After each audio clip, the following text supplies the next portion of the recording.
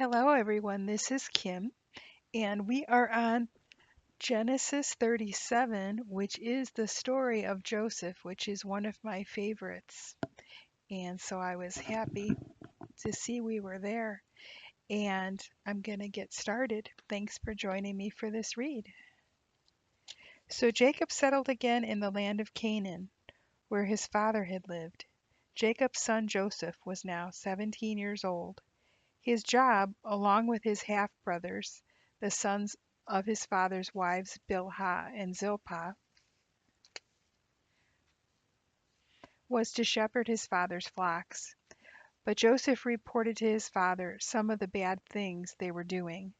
Now, as it happened, Israel loved Joseph more than any of his other children, because Joseph was born to him in his old age.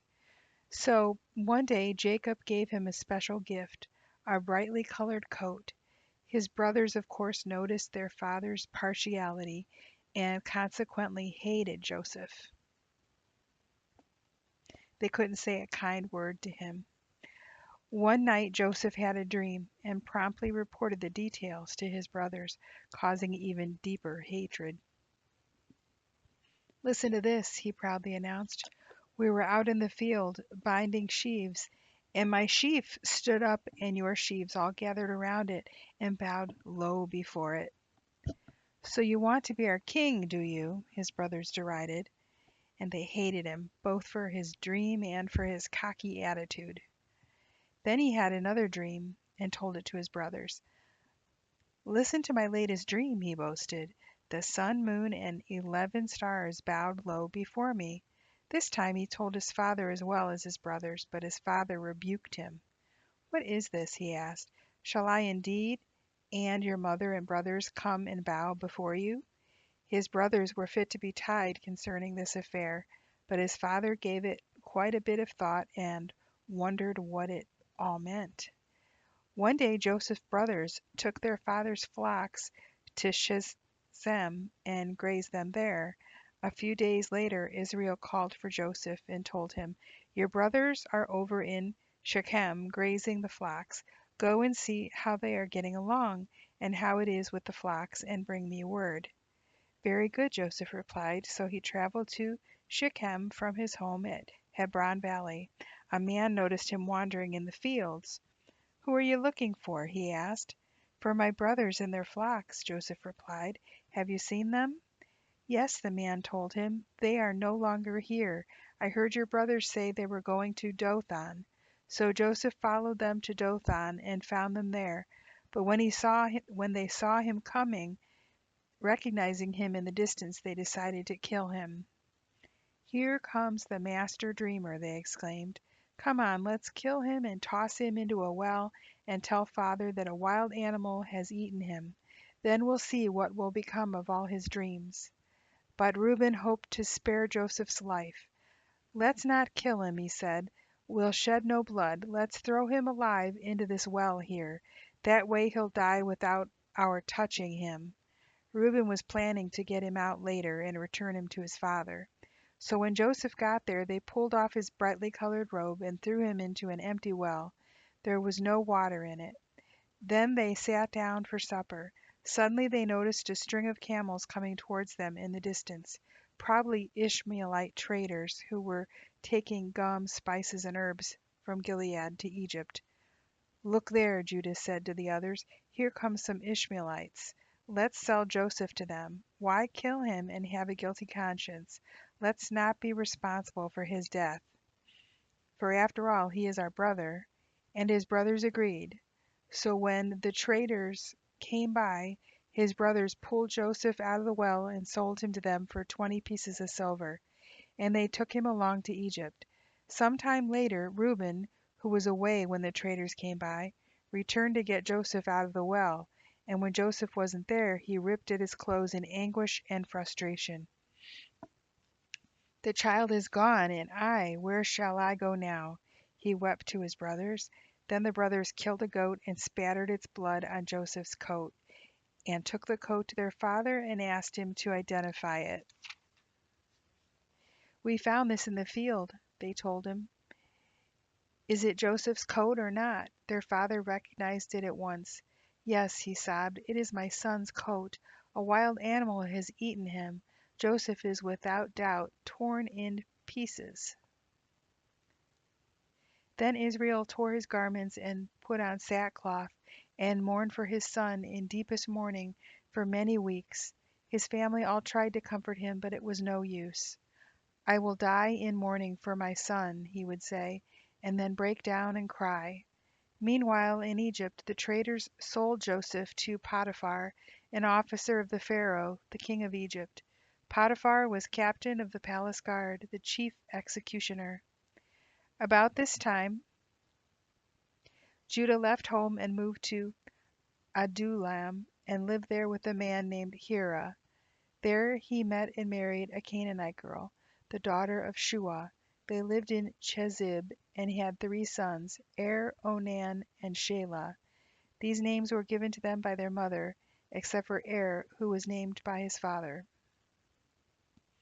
When his oldest son Er grew up, Judah arranged for him to marry a girl named Tamar, but Er was a wicked man, and so the Lord killed him. Then Judah said to Er's brother, Onan, you must marry Tamar, as our law requires of a dead man's brother, so that her sons from you will be your brother's heirs. But Onan was not willing to have a child who would not be counted as his own, and so, although he married her, whenever he went in to sleep with her, he spilled the sperm on the bed to prevent her from having a baby which would be his brother's. So far as the Lord was concerned, it was very wrong of him to deny a child to his deceased brother, so he killed him too. Then Judah told Tamar, his daughter-in-law, not to marry again at that time, but to return to her childhood home and her parents, and to remain a widow there until his youngest son, Shelah, was old enough to marry her. But he didn't really intend for Shelah to do this, for fear God would kill him too, just as he had his 2 brothers. So Tamar went home to her parents. In the process of time, Judah's wife died. After the time of mourning was over, Judah and his friend Hira, the Adullamite, went to Timnah to supervise the shearing of his sheep. When someone told Tamar that her father-in-law had left for the sheep shearing at Timnah, and realizing by now that she was not going to be permitted to marry Shelah, though he was fully grown, she laid aside her widow's clothing and covered herself with a veil to disguise herself, and sat beside the road at the entrance to the village of Enaim, which is on the way to Timnah.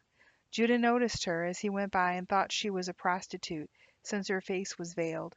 So he stopped and propositioned her to sleep with him, not realizing, of course, that she was his own daughter-in-law. "How much will you pay me?" she asked. "I'll send you a young goat from my flock," he promised. "What pledge will you give me, so that I can be sure you will send it?" She said. "Well, what do you want?" he inquired. "Your identification seal and your walking stick," she replied.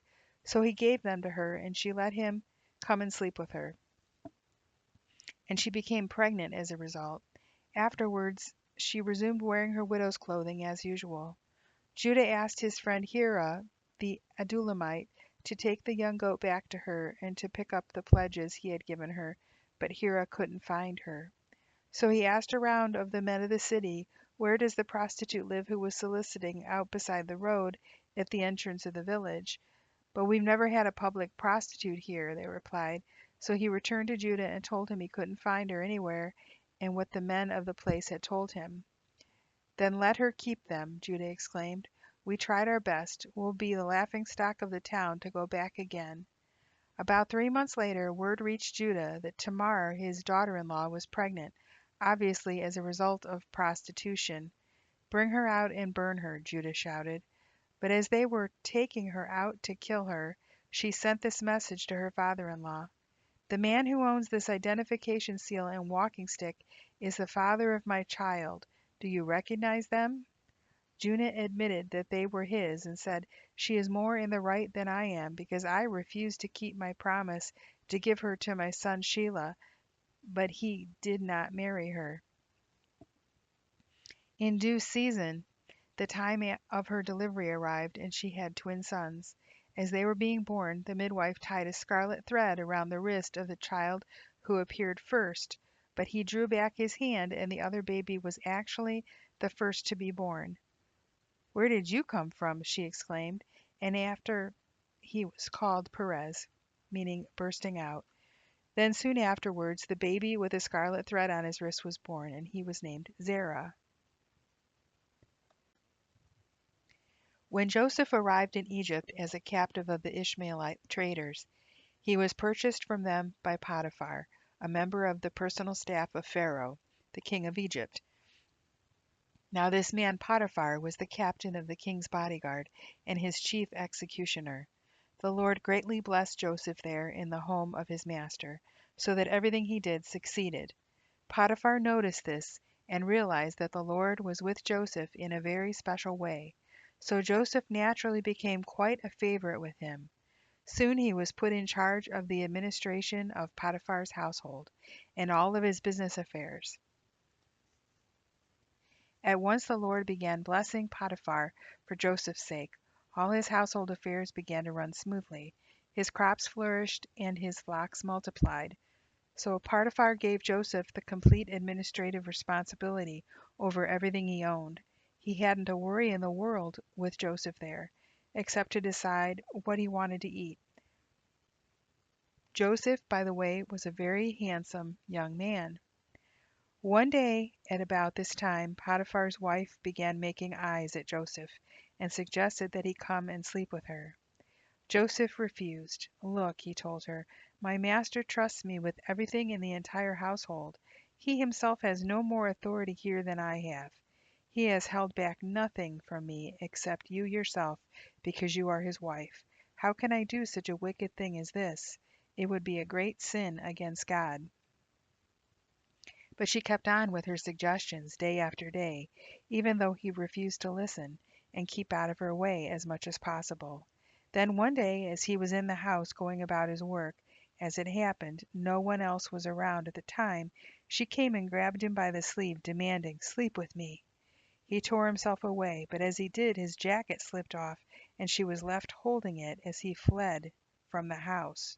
When she saw that she had his jacket and that he had fled, she began screaming, and when the other men around the place came running in to see what had happened, she was crying hysterically. "My husband had to bring in this Hebrew slave to insult us," she sobbed. "He tried to rape me, but when I screamed he ran and forgot to take his jacket." She kept the jacket, and when her husband came home that night, she told him her story. "That Hebrew slave you had around here tried to rape me, and I was only saved by my screams. He fled, leaving his jacket behind." Well, when her husband heard this wife's story, he was furious. He threw Joseph into prison, where the king's prisoners were kept in chains. But the Lord was with Joseph there too, and was kind to him by granting him favor with the chief jailer. In fact, the jailer soon handed over the entire prison administration to Joseph, so that all the other prisoners were responsible to him. The chief jailer had no more worries after that, for Joseph took care of everything, and the Lord was with him so that everything ran smoothly and well.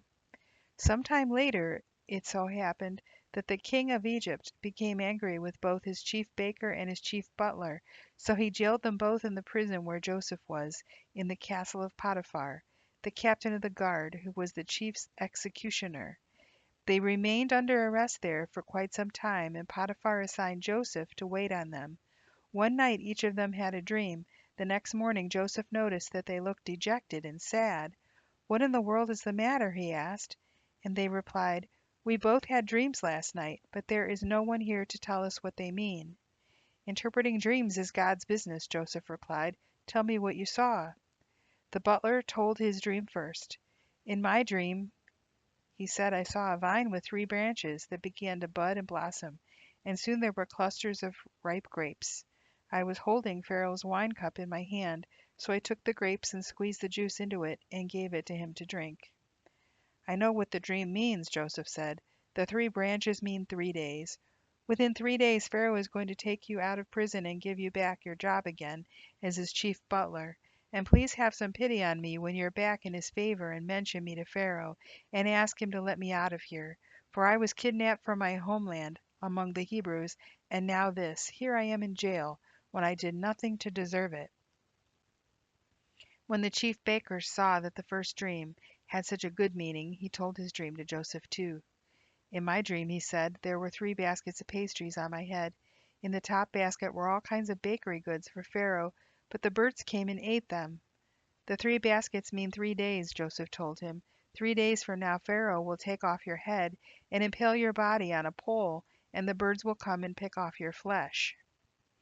Pharaoh's birthday came 3 days later, and he held a party for all of his officials and household staff. He sent for his chief butler and chief baker, and they were brought to him from the prison. Then he restored the chief butler to his former position, but he sentenced the chief baker to be impaled, just as Joseph had predicted.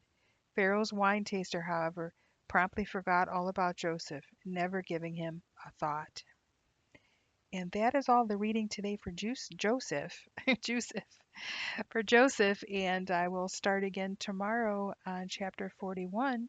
Thank you for joining me and have a blessed day. God bless you.